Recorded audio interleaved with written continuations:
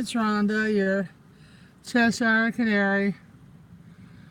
Um, it's a beautiful yet overcast day here in Central Ohio.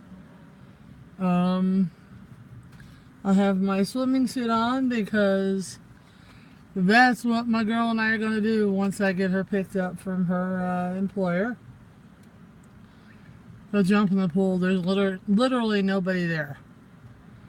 I just need to go float, and if it's ice cold because it's been raining for 4 days, I'm just gonna have to deal with it. I need to get zero gravity.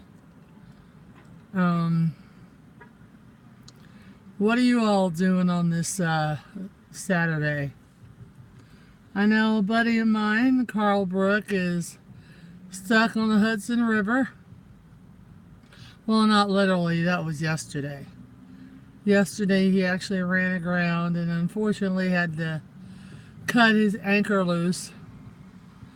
And right now he's kind of stuck where he is because he doesn't have a bimini, a cover over the cockpit area of his boat. So he really can't do anything when the weather's rainy. Unless he just wants to sit there and get wet. A lot. So he's chilling out on his boat and doing housework and evidently editing videos.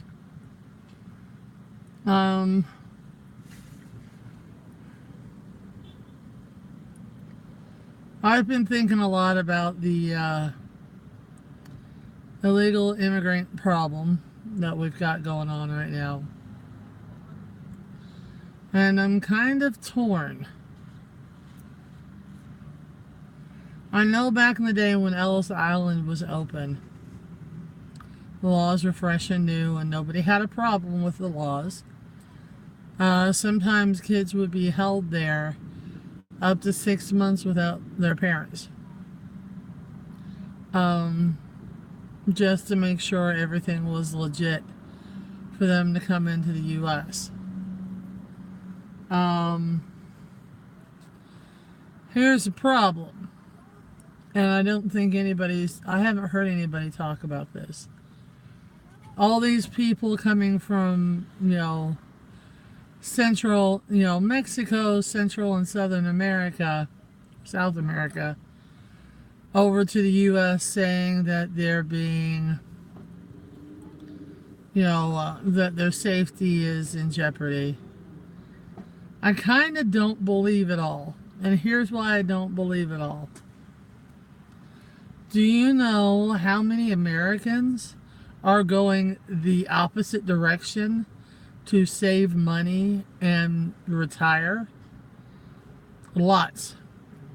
Everything from businesses going south and the American citizens going with it because they sat and did the math and it's like, oh really? I can have this beautiful, 3,000 square foot home for the equivalent of $200 a month.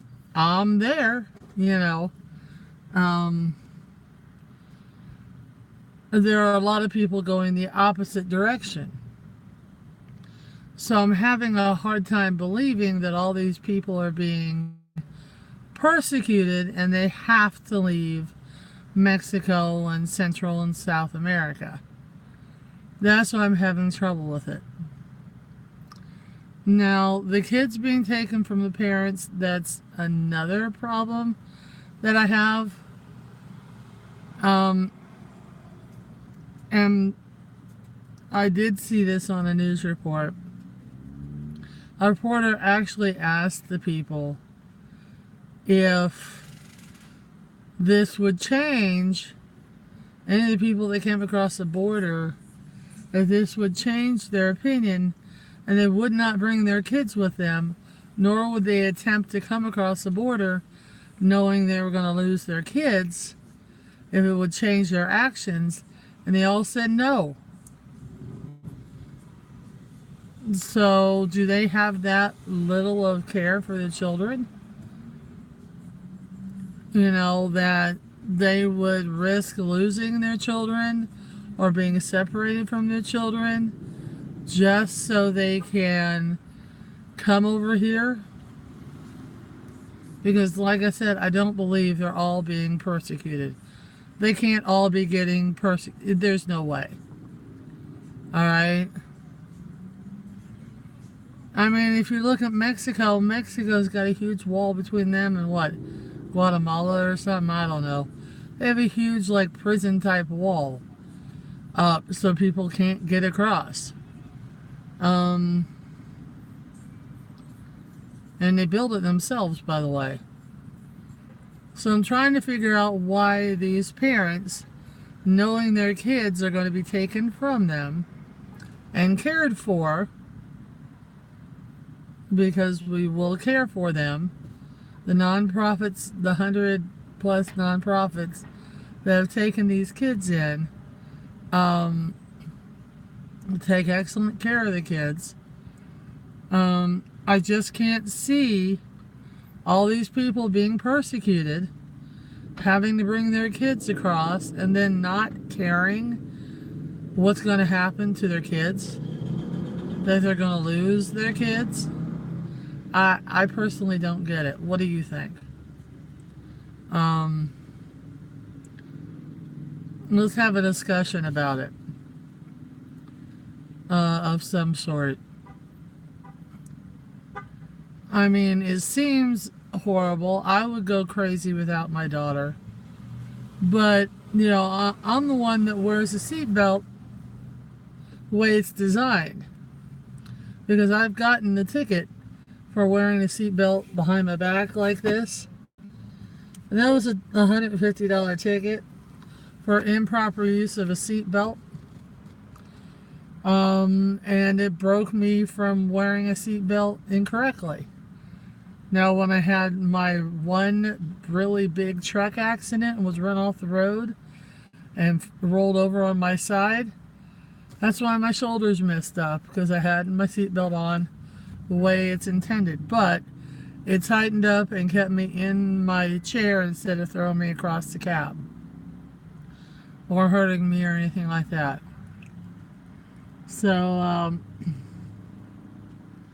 you know, I'm not one to break many laws. I'm actually a fuddy-duddy.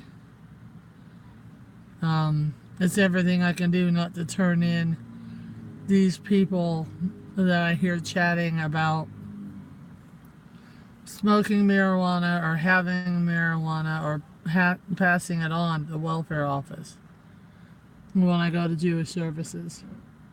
It's everything I can do not to turn them in.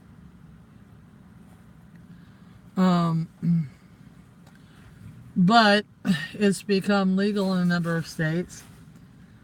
And it's medicinally illegal now in the state of Ohio. It hasn't come into fruition, but it has become medicinally legal in the state of Ohio. And it will, you know,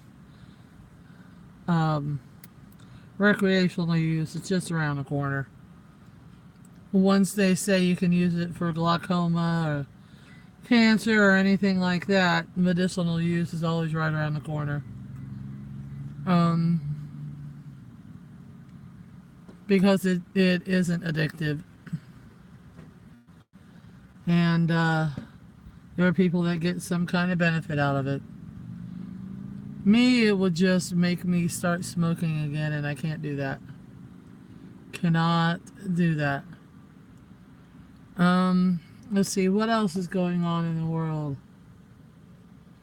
Well, nothing else really that I can think of off the top of my head. Y'all are great.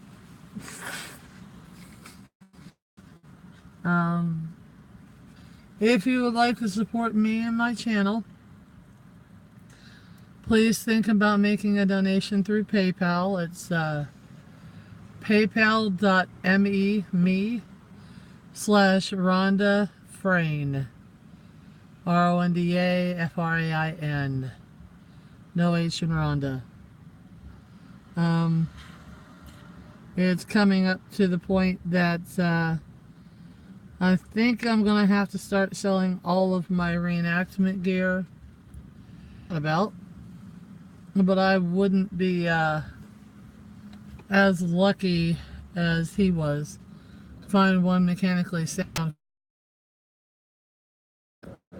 But it would be nice. I'd have some place to live and I could just tie it off anywhere. As long as I could grill, I could eat. I'm good. So the sorry about that. Um, other than that, y'all take care.